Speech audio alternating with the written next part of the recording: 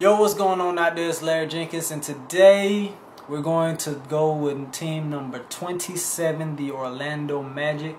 And you know, this one is going to be a pretty in-depth preview considering this is my hometown team. But anyways, let's get it started right now. They traded away Dwight Howard. We all know the saga with that. He's out west with the LA Lakers, and they possibly got back the worst deal that you could get in a trade dealing somebody of that magnitude. They got all protected picks, which means none of them can be possible lottery picks. They got back Aaron Aflalo, Al Harrington, Nikolai Vukovic, and Mo Harkless. Vukovic is a center, second-year player. Harkless is hurt already. He aggravated some kind of injury during Summer League, but he is a rookie. He has some great upside to him. Al Harrington, we all know what he is. He's a great three-point shooter. He's solid from behind the line. And then we got Aaron Aflalo, who's considered one of the better underrated two-way players at the two-guard spot. Now, they let go of Ryan Anderson. They bring in Gustavo Ayon. I haven't really seen the guy play. He played in New Orleans last year, so I really don't know much about him. They re-signed Jameer Nelson for what God on earth reason I do not know. It seems like the dumbest thing they could have done. They could have spent that money somewhere else and just held off until something else happened. But they did re-sign Ish Smith, who I really like as a point guard for this Orlando Magic team. Now, Jameer Nelson, I can understand the leadership aspect, but here's the thing with Jameer. Jameer comes and goes. Now, when Dwight Howard went down with injury late last year, Jameer's game went to levels that it should have been at a long time ago. But why should it have to wait till somebody like Dwight goes down before that shows up? I don't know. But anyways, we're not talking about last year. We're talking about this year. If we can get that Jameer that showed up at the end of last year, yes, I'm saying we. I know I should be biased with this, but it is my hometown team.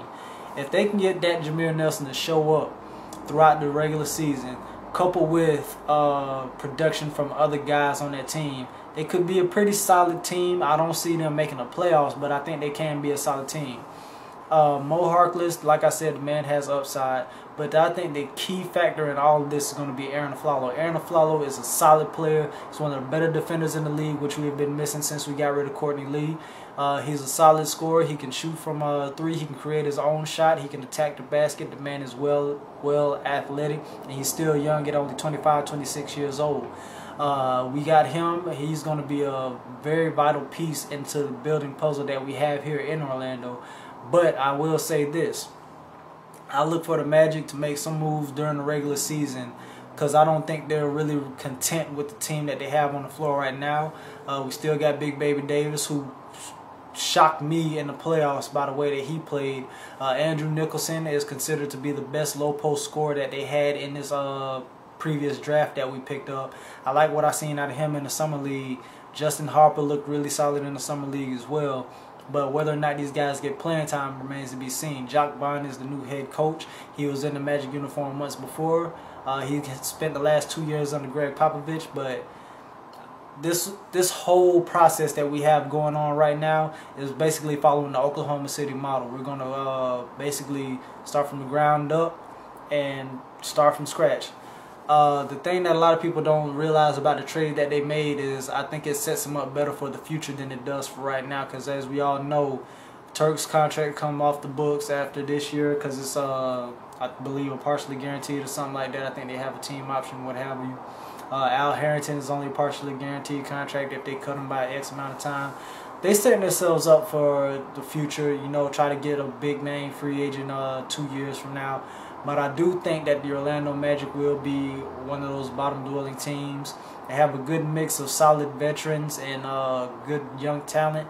But do I think they have enough to put anything solid together throughout the regular season? That remains to be seen. I can see them eclipsing 30 wins, but I don't even think they want to do that.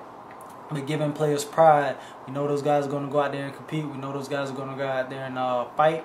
But at the end of the day, it all remains to be seen whether or not they can actually do anything. Rob Hennigan has put himself in a very precarious position by the moves that he made, but we will see if they pay off or not in the future.